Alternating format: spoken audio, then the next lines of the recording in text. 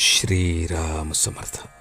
नामात राहणे म्हणजेच मरणातीत होणे. मुलगा आजारी पडला तर माणूस देवाला नवस करून त्याला जगवायचा प्रयत्न करू लागतो. जगला तर देवाला अर्पण करीन म्हणतो. अर्पण करणार म्हणजे आपलेपणा सोडणार. मग तो आज मरण पावला तरी कुठे बिघडले.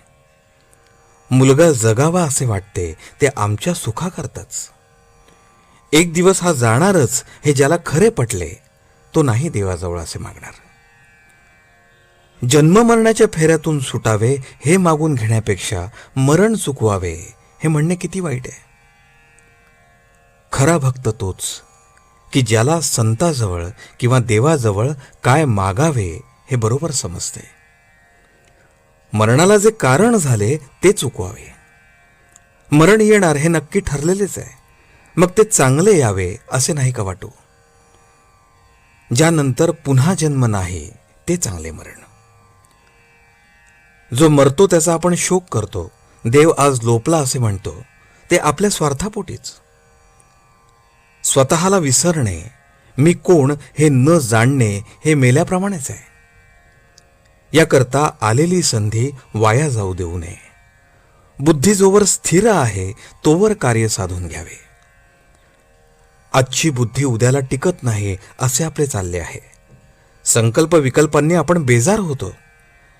तेव्हा ज्या वासनेत आपला जन्म होतो ती वासनाच भगवंताच्या नामाने मारून टाकावी. नामात राहणे म्हणजेच वासना मारणे, म्हणजेच मरणातीत होणे. भगवंताचे होऊन राहणे हाच मरण टाळण्याचा खरा उपाय आहे. काळाचाही जो काळ त्याला ओळखल्यावर मरणाची भीती कसली.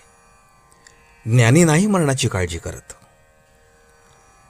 नुसते जिवंत राहणे हे काही खरे नव्हे. जगणे हे काहीतरी हेतूसाठी, ध्येयासाठी असावे.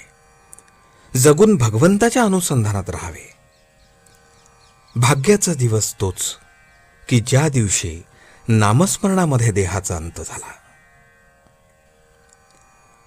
वास्तविक आम्ही दररोज जगतो आणि मरतो. एकदा निजला आणि पुन्हा जागा नाही झाला की तेच मरण. झोप हे एक प्रकारचे मरणच आहे. एवढ्याकरता झोपी जाताना नामस्मरण करत करत झोपी जावे, म्हणजे उठतानाही नामस्मरणातच जाग येईल. पण झोपेच्या वेळी नाम येण्यासाठी त्याचा अगोदर अभ्यास करणे जरूर आहे. जागृतीत अभ्यास केला नाही तर झोपेच्या वेळी दुसरेच विचार येतील. नामस्मरण बाजूलाच राहील आणि भलत्याच विचारात पटकन झोप लागून जाईल. सदोदित नामस्मरण केले नाही तर ते अंतकाळी कसे येईल. अभ्यास अगोदर केला नाही तर परीक्षेच्या वेळेस तो कसा येईल. तेव्हा नामस्मरणाच्या अभ्यासाला आजपासूनच सुरुवात करूया. आजचे बोधवचन. आपुले मरण पाहिले म्या डोळा, म्हणजे माझ्या डोळ्यादेखत वासना संपूर्ण क्षीण झाले हा अनुभव येणे.